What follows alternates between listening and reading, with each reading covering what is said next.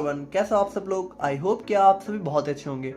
तो आज से हम यहाँ पर फाइनली स्टार्ट कर रहे हैं अपनी फार्मेसी प्रैक्टिस की यूनिट नंबर 2, जिसमें आज हम लोग यहाँ पे बात करेंगे अपने ड्रग डिस्ट्रीब्यूशन सिस्टम के बारे में। तो यूनिट 2 में आप लोग के यहाँ पे टोटल 6 चैप्टर्स हैं, जिसमें आज हम लोग यहाँ पे इसका पहला चैप्टर कंप्लीट कवर करने वाले हैं। अब इसकी जो नोट्स है वो आपको हमारे ऐप पर देखने को मिल जाएगी, तो आप देख लीजिएगा। बाकी आप लोग कॉपी और पेन लेके बैठ जाइए और हम लोग अपना आज का वीडियो स्टार्ट करते हैं।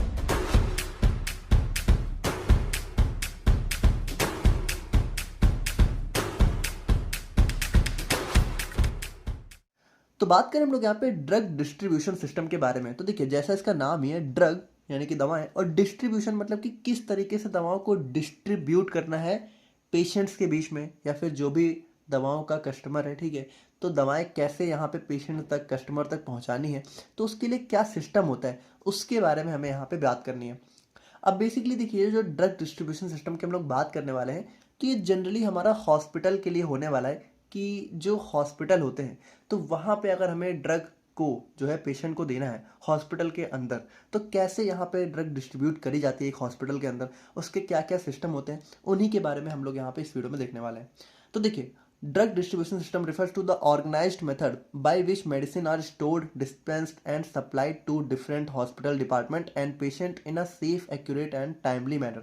तो एक हॉस्पिटल के अंदर मतलब बहुत सारे डिपार्टमेंट होते हैं, तो उन सभी में जो भी पेशेंट हमारे एडमिट है, या फिर अगर पेशेंट यहाँ पे अपने आप को दिखाने भी आया है, तो वहाँ पे कैसे मतलब मेडिसिन को यहाँ पे रखा जाता है, कैसे डिस्पेंस किया जाता है। डिस्पेंस मतलब वही हमारा पहुँचाना हो गया पेशेंट तक, कैसे सप्लाई करी जाती है एक सेफ, एक्यूरेट और टाइमली मैनर में।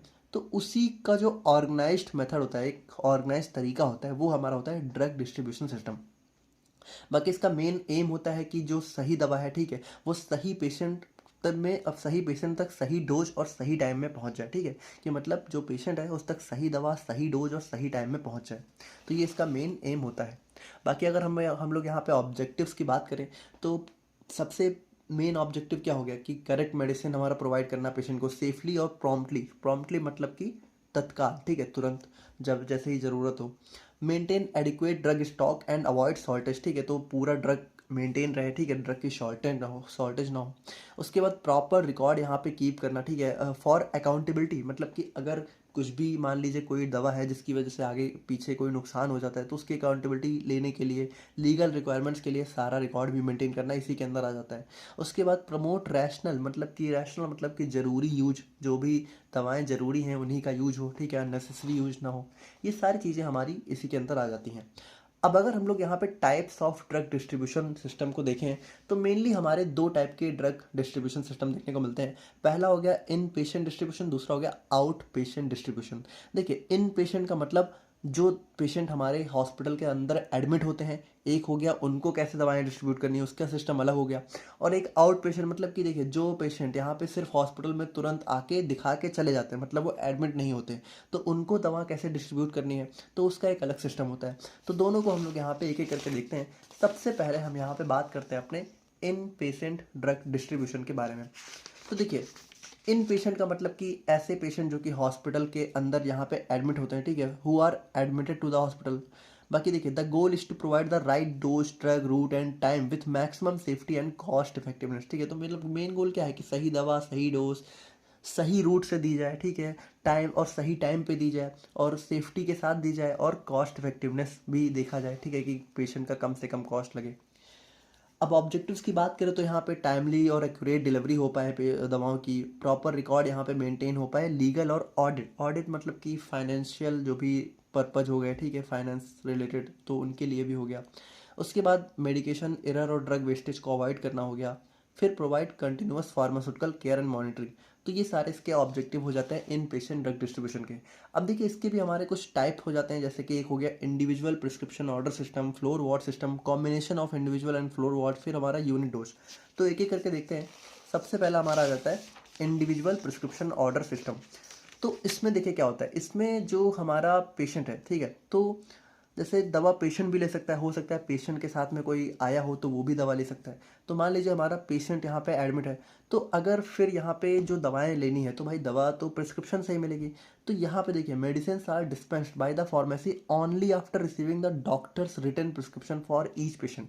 मतलब देखिए यहाँ पे क्या होगा कि जैसे मान लीजिए कोई भी दवा अगर चाहिए पेशेंट के लिए, तो पेशेंट को, ठीक है, अगर वो लेने की हालत में है या फिर जो पेशेंट के साथ आए उनको खुद जाकर फार्मेसी से दवा का पर्चा दिखाकर दवा लेनी पड़ेगी, ठीक है। और यहाँ पर देखिए 24 आवर सप्लाई होती है। जैसे कि अ, एक हॉस्पिटल है, अब उसके अंदर कोई पेशेंट अगर एडमिट है तो 24 आवर में कभी भी उसे नीड हो सकती है, तो 24 आवर यहाँ पे सप्लाई जारी रहती है। अब देखिए ऐसा ज़रूरी नहीं है, अगर मान लीजिए पेशेंट के साथ में कोई नहीं है सुटेबल, तो वहाँ पे नर्सेज और फार्मासिस्ट भी होते हैं जो कि ये सुविधाएं ऑफर करते हैं। बट मतलब जनरली यहाँ पे चाहे कोई भी हो, चाहे नर्स हो, चाहे फार्मासिस्ट हो, चाहे पेशेंट हो, चाहे पेशेंट के साथ में कोई हो, उसको उसको मेडिकल स्टोर से जाके ही दवा लानी होती है, ठीक है, जो कि हमारा हॉस्पिटल के अंदर ही होता है। तो खुद जाके मतलब दवा लानी होती है, ठीक है, और डॉक्टर का प्रिस्क्रिप्शन दिखाकर। अब एडवांटेज की बात करें तो देखिए जब ऐसे दवा लेनी है तो बहुत ही एक्यूरेट डोजिंग होती है, प्रॉपर रिकॉर्ड यहाँ पे कीप होता है, वेस्टेज भी यहाँ पे लेस होती है क्योंकि जो ज़रूरी दवा होगी वही ली जाएगी। अब लिमिटेशन की बात करें तो भाई देखिए जब भी दवा लेनी होगी तो काफ़ी टाइम लगेगा, पेपर वर्क, यानी कि जब भी पेशेंट जाएगा तो वो दवा दे पर्चा देगा, फिर वो भी अपना कुछ हिसाब वगैरह बनाएगा ना, तो काफ़ी पेपर वर्क हो जाता है। और इमरजेंसी में क्या हो सकता है ना कि बहुत मतलब आइडियल नहीं होता है, क्योंकि मान लीजिए वहाँ पे बहुत ज़्यादा भीड़ हो, ठीक है, तो हो सकता है दवा मिलने में ही टाइम लग जाए, तो ये थोड़ा सा इमरजेंसी के लिए आइडियल नहीं होता है। अब दूसरा हमारा आ जाता है फ्लोर स्टॉक सिस्टम या फिर वार्ड स्टॉक सिस्टम। अब इसमें क्या होता है, इसमें जैसे आपको पता है हॉस्पिटल में बहुत सारे फ्लोर होते हैं, बहुत सारे अलग अलग वार्ड होते हैं। तो अब मान लीजिए कि एक वार्ड बहुत दूरी पे है और वहाँ से जो फार्मेसी है, हॉस्पिटल फार्मेसी है, वो थोड़ा सा दूर लोकेटेड है। तो अब अगर पेशेंट को इमरजेंसी में दवा चाहिए तो फिर वहाँ पे बार बार फार्मेसी स्टोर, ड्रग स्टोर पे जाना पड़ेगा, ठीक है, दवा लानी पड़ेगी। तो यहाँ पे इसमें क्या होता है कि हर एक वार्ड में या फिर हर एक फ्लोर में जो बहुत ही एसेंशियल यानी कि बहुत ज़रूरी और फ्रिक्वेंटली यूज दवाएं होती हैं, जो कि लगभग पता होता है कि हाँ इन दवाओं का यूज़ तुरंत ही पड़ सकता है, कभी भी पड़ सकता है, उनको पहले से ही हर वार्ड या फिर हर जो है फ्लोर में बल्क में स्टोर कर लिया जाता है। मतलब कि ईच वार्ड या फिर ईच नर्सिंग स्टेशन पे। तो यहाँ पे क्या होता है कि दवाएं जो है पहले से ही स्टोर होती हैं, और जैसे ही ज़रूरत होती है तो नर्सेज वहाँ पर जो अवेलेबल होती हैं वो ड्रग को यहाँ पे डिस्पेंस कर देती हैं। एडवांटेज की बात करें तो यहाँ पे देखिए बहुत ही क्विक सप्लाई हो जाती है क्योंकि पहले से ही दवा हर एक वार्ड में अवेलेबल होती है।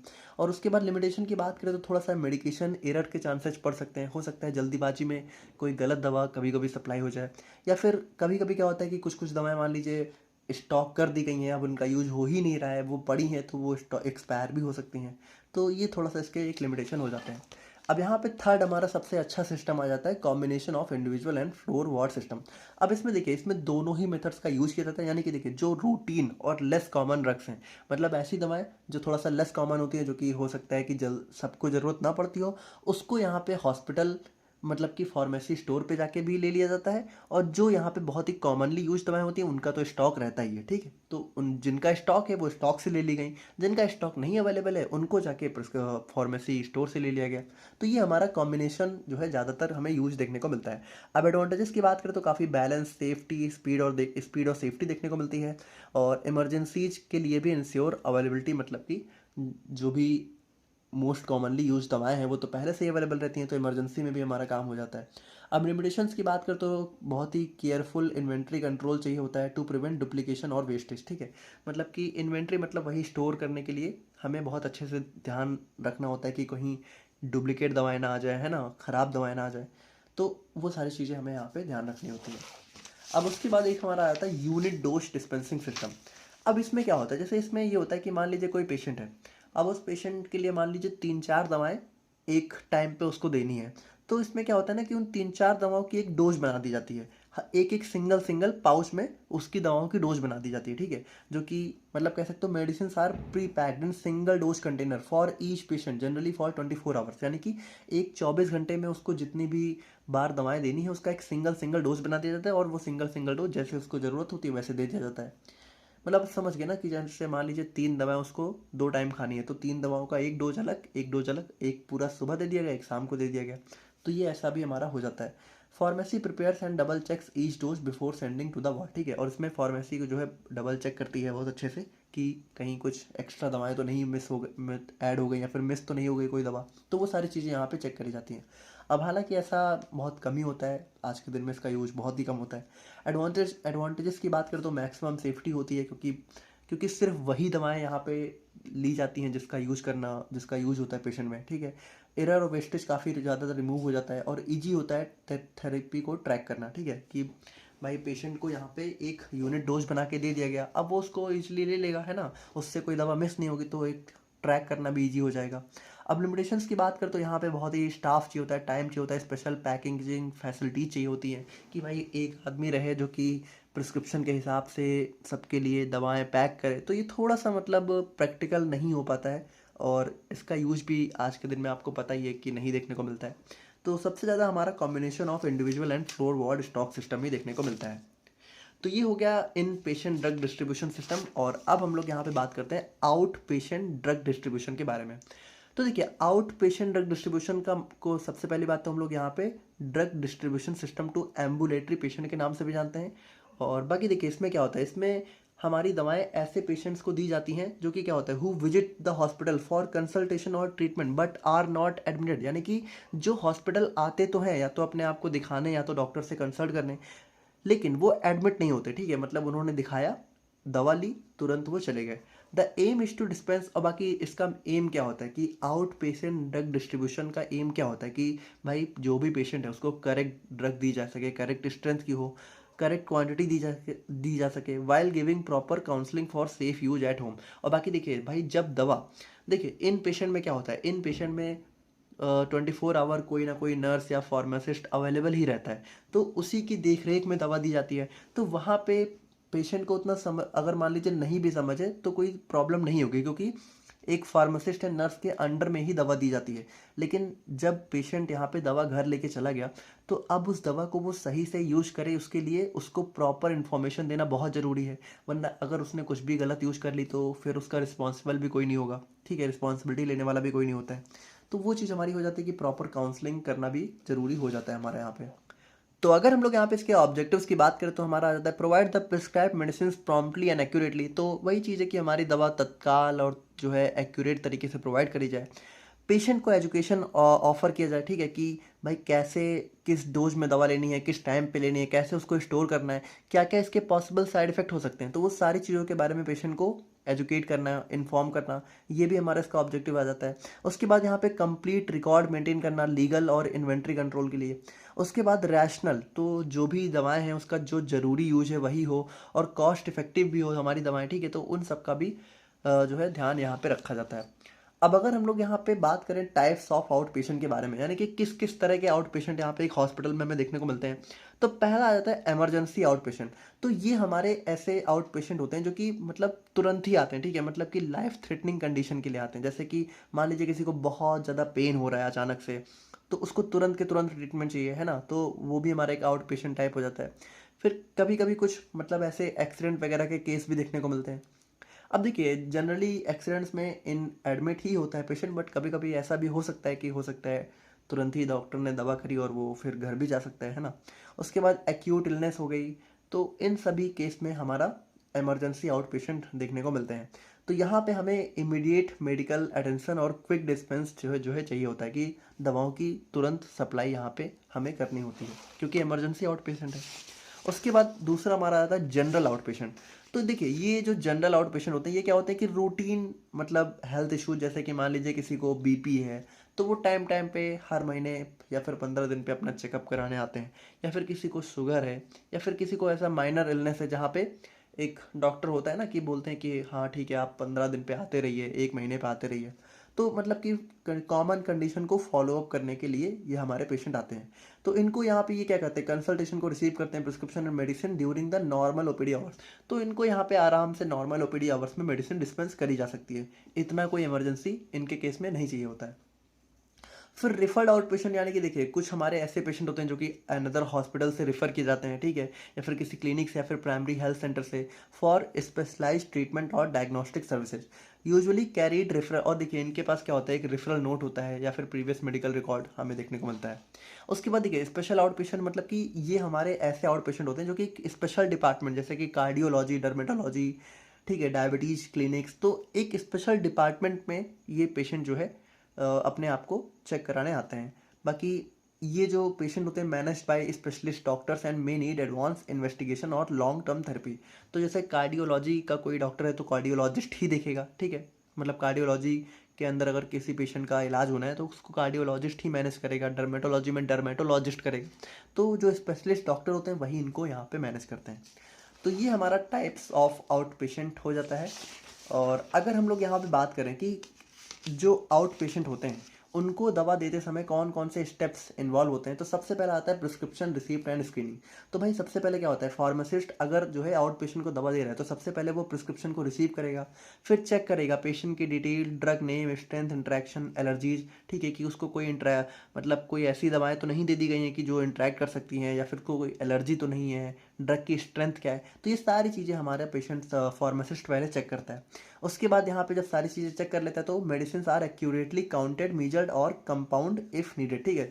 तो उसके बाद हमारा जो भी फार्मासिस्ट है, ठीक है, वो मेडिसिन को एक्यूरेटली काउंट कर लेता है, मेजर कर लेता है।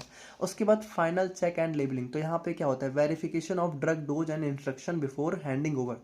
तो जब प्रॉपर हमारी दवाएं जो है रेडी हो चुकी हैं पेशेंट को देने के लिए, तो उससे पहले एक फाइनल चेकअप भी यहाँ पे हो जाता है कि ठीक है कि ड्रग की डोज सही है, या फिर जो भी इंस्ट्रक्शन है, ठीक है, वो मतलब पेशेंट को बताए गए कि नहीं बताए गए।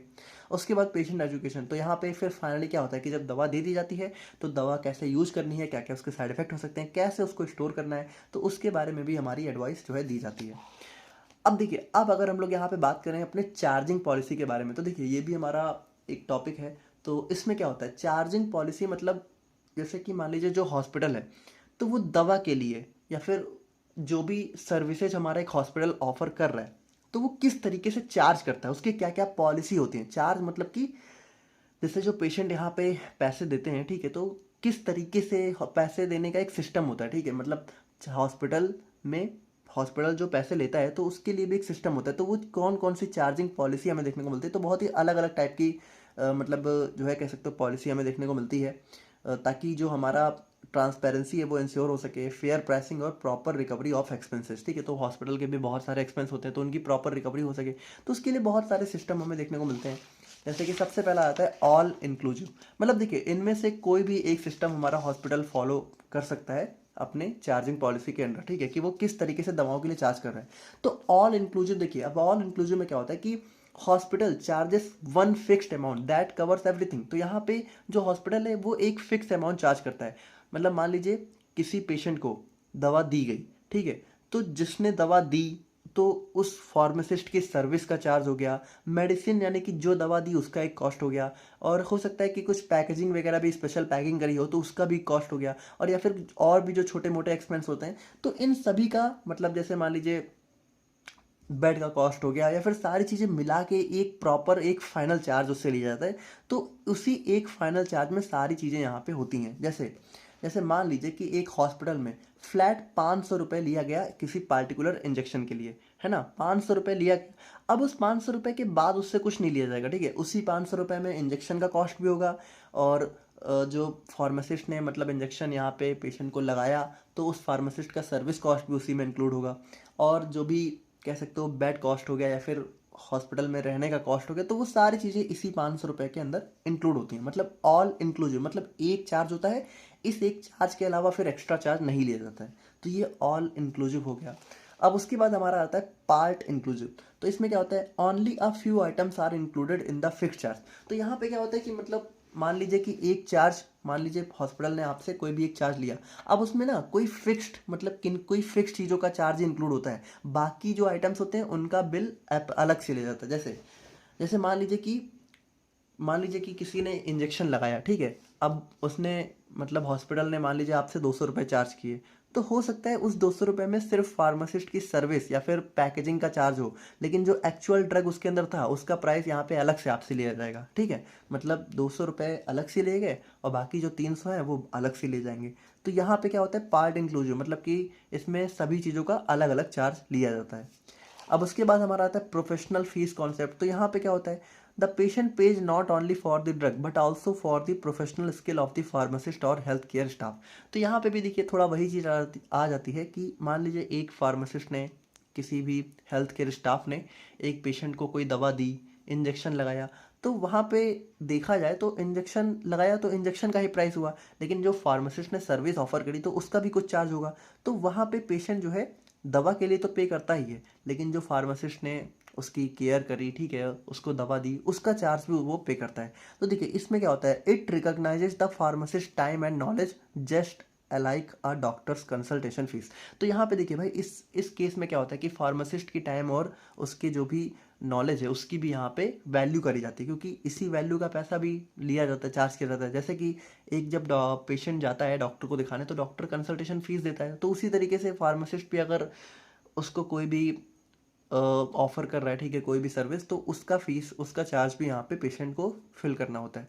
तो ये एक प्रोफेशनल फीस कॉन्सेप्ट आ जाता है। उसके बाद ब्रेक इवन पॉइंट परचेस। तो यहाँ पे देखिए क्या होता है, hospital sets the price so it can recover the total cost of buying and storing medicine without making a loss. तो यहाँ पे क्या होता है कि मतलब हॉस्पिटल एक ऐसा प्राइस रखता है, ठीक है, जिसमें मतलब वो प्रॉपर रिकवरी कर सके अपने जो भी एक्सपेंस हुए हैं, ठीक है, और थोड़ा बहुत प्रॉफिट भी कमा सके। तो यहाँ पे पहले से ही मतलब एक फिक्स प्राइस कर दिया जाता है मेडिसिन का। अब उसके बाद हमारा कॉस्ट प्लस रेट सिस्टम। तो यहाँ पे देखिए क्या होता है, यहाँ पे हमारा जो प्राइस होता है, मतलब कि जो फाइनल प्राइस होता है उसमें क्या क्या होता है कि मेडिसिन का जो एक्चुअल कॉस्ट है वो भी होता है, plus a fixed percentage for expenses and profit. तो मतलब कि देखिए मेडिसिन का एक फिक्स चार्ज हो गया, और उसके अलावा हॉस्पिटल में जो भी एक्सपेंस होते हैं भाई, जैसे एक हॉस्पिटल के बहुत सारे एक्सपेंस होते हैं, उसका लाइट बिल हो गया, उसका स्टोरेज हो गया, हो सकता है हॉस्पिटल रेंट पे हो तो उसका रेंट हो गया, है ना, और उसके बेड चार्जेस हो गए, उसको अपने एम्प्लॉयज़ को पे भी करना है, तो उन सभी के लिए भी जो चार्ज होता है, ठीक है, तो उसका एक फिक्स्ड परसेंटेज बना के दवा के रेट में एक्स्ट्रा ऐड कर दिया जाता है, ठीक है। तो कॉस्ट प्लस रेट सिस्टम में हमारा ये हो जाता है। जैसे एग्जांपल की बात करें, if a drug cost 100 rupees and the hospital adds 20% to cover handling and a small margin, the patient pays 120। तो यहाँ पे क्या हुआ, दवा का एक्चुअल प्राइस तो 100 रुपये ही है, लेकिन हॉस्पिटल ने 20% उसमें एक्स्ट्रा ऐड कर दिया, अपना जो भी कह सकते हो फिक्स्ड परसेंटेज है, ठीक है, ताकि उसका एक्सपेंस और प्रॉफिट बन सके। तो वहाँ पे पेशेंट जो है हमारा 120 रुपये पे करेगा। और उसके बाद हमारा प्रोफाइल एस्पेक्ट की बात करें तो यहाँ पे हॉस्पिटल या फार्मेसीज यहाँ पे एक रीजनेबल प्रॉफिट मार्जिन जो है ऐड कर देती हैं, ताकि जो फार्मेसी है, हॉस्पिटल है, वो चलता रहे और फ्यूचर इंप्रूवमेंट भी होते रहें, क्योंकि जब प्रॉफिट आएगा तभी इंप्रूवमेंट्स होंगे। तो यहाँ पे भी थोड़ा बहुत इससे मिलता जुलता आ जाता है। और उसके बाद फाइनली हमारा कंप्यूटराइज्ड प्राइसिंग की बात करें तो यहाँ पे हमारा एक कंप्यूटर सॉफ्टवेयर होता है जो भी रेट्स होते हैं, ठीक है। तो भाई क्या होता है, रेट्स तो बढ़ते रहते हैं, है ना, टाइम टाइम पे, तो वो उनको ऑलरेडी अपडेट कर देता है, जो भी टैक्स होता है उसको ऑलरेडी ऐड कर देता है, और एक क्लियर बिल जनरेट करता है जिसमें ह्यूमन एरर्स यहाँ पे अवॉइड होती हैं, और पेशेंट को यहाँ पे बहुत ही ट्रांसपेरेंट होता है कि पेशेंट को पता होता है कि अगर वो एक्स्ट्रा पे कर रहा है तो किस चीज़ के लिए कर रहा है, ठीक है, तो वो सारी चीज़ें यहाँ पे मेंशन होती हैं।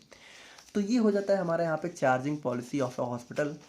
एंड अब अगर हम लोग यहाँ पे बात करें अपने लेबलिंग ऑफ ड्रग्स के बारे में, तो भाई देखिए जो हमारा ड्रग्स है तो लेबलिंग क्या होता है, लेबलिंग मतलब कि दवा के ऊपर जो भी लेबल चिपका हुआ होता है जिसमें दवा का नाम होता है, दवा को यूज करने का डायरेक्शन होता है, तो वो सारी चीज़ें लेबलिंग आ जाती हैं। तो labelling means preparing and attaching a clear informative label to every medicine container before it's given to the patient. तो यहाँ पे क्या होता है, पेशेंट को देने से पहले भाई दवा में प्रॉपर मेडिसिन, प्रॉपर लेबलिंग होनी चाहिए, ताकि पेशेंट को सारी चीज़ें पता हों दवा के बारे में। बाकी देखिए लेबलिंग पेशेंट के लिए नहीं बल्कि प्रिस्क्राइबर के लिए भी करी जाती है, ठीक है, ताकि प्रिस्क्राइबर को भी दवा के बारे में सारी चीज़ें पता हो। बाकी पर्पस क्या होता है लेबलिंग का, to identify the drug name and strength, ठीक है, तो भाई लेबलिंग में ही ड्रग की नेम होती है, स्ट्रेंथ मेंशन होती है कि कितने कितने mg का ड्रग है, ठीक है, या फिर कितने ml है, तो वो सारी चीज़ें मेंशन होती हैं। उसके बाद डायरेक्शन भी मेंशन होता है करेक्ट यूज के लिए। उसके बाद जो भी वार्निंग होती है, स्टोरेज कंडीशन होती है, वो भी हमारे लेबल में मेंशन होती है।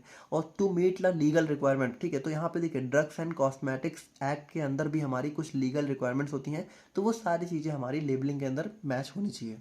अब अगर हम लोग यहाँ पे टाइप्स ऑफ लेबल की बात करें तो हमारे दो टाइप के लेबल हमें देखने को मिलते हैं। पहला आता है मैन्युफैक्चरर लेबल, दूसरा आ जाता है डिस्पेंसिंग लेबल। तो देखिए मैन्युफैक्चरर लेबल की बात करें तो जैसा नाम से ही क्लियर हो रहा है, ये हमारा वो लेबल होता है जो कि मैन्युफैक्चरर, ठीक है, या फिर जो भी ड्रग डिस्ट्रीब्यूशन सिस्टम है, ठीक है, जो कि ड्रग को डिस्ट्रीब्यूट कर रहा है हमारे फार्मासिस्ट तक, नर्सेज तक, या फिर मेडिकल प्रैक्टिशनर तक, यानी जो हमारे डॉक्टर होते हैं, तो उन तक दवाओं को जो भी हमारा पहुंचा रहा है, ठीक है, तो जब वो जो भी लेबल लगा के देता है वो हमारा आता है मैन्युफैक्चर लेबल। यानी कि सिंपल सी बात है कि जो हमारी मैन्युफैक्चरिंग यूनिट होती है वहां से जो लेबल लग के आता है वो हमारा हो जाता है मैन्युफैक्चरिंग लेबल।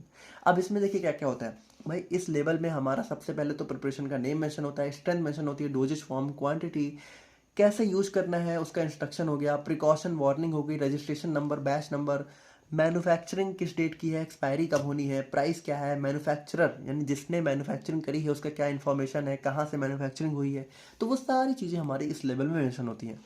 अब देखिए दूसरा हमारा एक डिस्पेंसिंग लेबल आ जाता है जो कि मतलब अब ये लेबल थ्योरेटिकल ही होता है क्योंकि प्रैक्टिकल लाइफ में तो और एक्स्ट्रा कोई लेबल ऐड कर किया नहीं जाता है। भाई जब आप लोग दवा लेने जाते हो तो वही मैन्युफैक्चरिंग लेबल ही तो हमें देखने को मिलता है। अब हालांकि देखा जाए तो एक लेबल यहाँ पे फार्मासिस्ट को भी अटैच करना चाहिए जिसमें क्या क्या हो, ड्रग का नेम और क्वांटिटी मेंशन हो, पेशेंट जिसने दवा ली उसका नाम मेंशन हो, प्रिस्क्रिप्शन नंबर मेंशन हो, फ़ोन नंबर मेंशन हो, इंस्ट्रक्शन मेंशन हो कि कैसे दवा को यूज़ करना है, और फार्मेसी का नेम और एड्रेस मेंशन हो। अब डिस्पेंसिंग लेवल मतलब कोई अलग से तो नहीं मिलता है, बट इसको आप प्रिस्क्रिप्शन की तरह ही समझ सकते हो। प्रिस्क्रिप्शन में ये सारी इन्फॉर्मेशन यहाँ पे मेंशन ही होती है ना, तो उसको हम यहाँ पे डिस्पेंसिंग लेबल की तरह समझ सकते हैं। तो देखिए यहाँ पे हमने देखा अपना लेबलिंग ऑफ ड्रग्स को, और अब हम लोग यहाँ पे बात करते हैं अपने डिस्पेंसिंग ऑफ कंट्रोल्ड ड्रग्स के बारे में। अब देखिए कंट्रोल्ड ड्रग्स मतलब क्या हुआ, कंट्रोल्ड ड्रग्स मतलब कि हमारी ऐसी दवाएं जो कि कह सकते हो थोड़ा सा अब्यूज या डिपेंडेंस कॉज कर सकती हैं। मतलब कि जनरली इसके अंदर हमारी नारकोटिक्स ड्रग्स आ जाती हैं जिनको हमें थोड़ा सा कंट्रोल्ड तरीके से, मतलब कि हमें ध्यान रखना होता है बहुत अच्छे से उसको देते वक्त। तो ऐसी दवाओं को अगर हमें डिस्पेंस करना है, मतलब पेशेंट को देना है, तो बहुत ही स्ट्रिक्ट लीगल सुपरविजन के अंदर हमें दवाओं को फॉलो कर देना होता है। The process ensure that these medicine are used only for valid medical purpose and prevent misuse और डाइवर्जन, ठीक है। तो इस प्रोसेस में इंश्योर किया जाता है कि जो हमारी दवा है वो सही काम के लिए यूज हो, उसका मिस यूज ना हो। अब इसका प्रोसीजर क्या होता है, सबसे पहले तो एक हमारा मेडिकल सुपरिंटेंडेंट होता है जो कि रिस्पॉन्सिबल होता है इन दवाओं की हैंडलिंग के लिए, ठीक है। अब एक चीफ फार्मासिस्ट होता है जो कि इन दवाओं को ऑब्टेन करता है, स्टोर करता है या फिर डिस्पेंस करता है। तो एक चीफ फार्मासिस्ट के अंडर में ही ये सारी चीज़ें होती हैं। बाकी देखिए prescription of narcotic drugs, narcotic and psychotropic substances act must include following information. तो जो भी प्रिस्क्रिप्शन अगर किसी दवा के पर्चे में नारकोटिक ड्रग अगर प्रिस्क्राइब करी गई है तो वहाँ पे सबसे पहले पेशेंट का पूरा name, address, date, name and strength of the drug, quantity of drug, कितनी क्वांटिटी देनी है, सिग्नेचर होना चाहिए प्रिस्क्राइबर के, यानी डॉक्टर ने जिस डॉक्टर ने दवा को प्रिस्क्राइब किया है। उसके बाद dose and route of administration. तो ये सारी चीज़ें हमारी नारकोटिक ड्रग्स के प्रिस्क्रिप्शन में मेंशन होनी चाहिए। उसके बाद देखिए delivery of narcotic drugs from pharmacy to ward should be carried out by a reliable person. तो यहाँ पे भाई एक बहुत ही जिम्मेदार पर्सन के थ्रू ही हमारे नारकोटिक ड्रग्स की डिलीवरी जो है होनी चाहिए, ठीक है, फार्मेसी से वार्ड में। जैसे हमने वार्ड सिस्टम देखा था, तो वार्ड सिस्टम में क्या होता है कि हमारा वार्ड में पहले से ही दवाएं स्टोर करी जाती हैं। तो मान लीजिए कोई नारकोटिक ड्रग अगर हमें स्टोर करनी है तो एक बहुत ही रिस्पॉन्सिबल पर्सन के अंडर में स्टोर होनी चाहिए। After dispensing nurses resume responsibility. तो यहाँ पे देखिए जब दवा हमारे वार्ड या फिर फ्लोर तक पहुंच चुकी है तो फार्मासिस्ट के बाद हमारे नर्सेज जो है उन दवाओं को देख रेख करेंगी। तो उसके बाद जो जिम्मेदारी है वो नर्सेज की हो जाती है, ठीक है। मतलब पहले हमारे फार्मासिस्ट की जिम्मेदारी है जो कि दवा को लेके जा रहा है, और उसके बाद हमारा नर्सेज रिज्यूम करती है रिस्पॉन्सिबिलिटी को, मतलब कि जो रिस्पॉन्सिबिलिटी है वो नर्सेज में रिज्यूम हो जाती है, और यानी उसके बाद नर्सेज की जिम्मेदारी होती है for administration and control of drug. अब यहाँ पे देखिए इफ पेशेंट रिफ्यूज और doctor cancel any dose, nurse should destroy the drug into sink and record refused by patient और कैंसिल बाय डॉक्टर। तो यहाँ पे देखिए अगर मान लीजिए कोई डॉक्टर किसी दवा को, मान लीजिए पहले डॉक्टर ने दवा प्रिस्क्राइब करी और उसके बाद डॉक्टर ने किसी वजह से अगर उसको कुछ गलत लगा उसने दवा कैंसिल करी, या फिर पेशेंट ने दवा लेने से मना कर दिया, तो तुरंत ही मतलब जो दवा है उसको तुरंत ही यहाँ पे डिस्ट्रॉय करना चाहिए, डिस्ट्रॉय कर देना चाहिए, है ना। मतलब उस दवा को दोबारा स्टोर करके नहीं रखना चाहिए। अगर दवा डॉक्टर ने प्रिस्क्राइब करी और कैंसिल कर दिया तो उस दवा को तुरंत ही सिंक में डिस्ट्रॉय कर देना चाहिए, और फिर यहाँ पे रिकॉर्ड में मेंशन होना चाहिए कि किस वजह से डिस्ट्रॉय करी गई, कि डॉक्टर ने कैंसिल किया या फिर पेशेंट ने रिफ्यूज किया, क्यों रिफ्यूज किया, वो सारी चीज़ें यहाँ पे रिकॉर्ड में मेंशन होनी चाहिए। तो देखिए ये हमारा हो जाता है डिस्पेंसिंग ऑफ कंट्रोल ड्रग्स, और यहाँ पे हमारा ड्रग डिस्ट्रीब्यूशन सिस्टम का टॉपिक ख़त्म होता है। और बाकी नेक्स्ट वीडियो में हम लोग यहाँ पे बात करेंगे अपने हॉस्पिटल फॉर्मुलरी के बारे में। तो मिलते हैं हम लोग यहाँ पे नेक्स्ट वीडियो में, तब तक के लिए थैंक यू सो मच।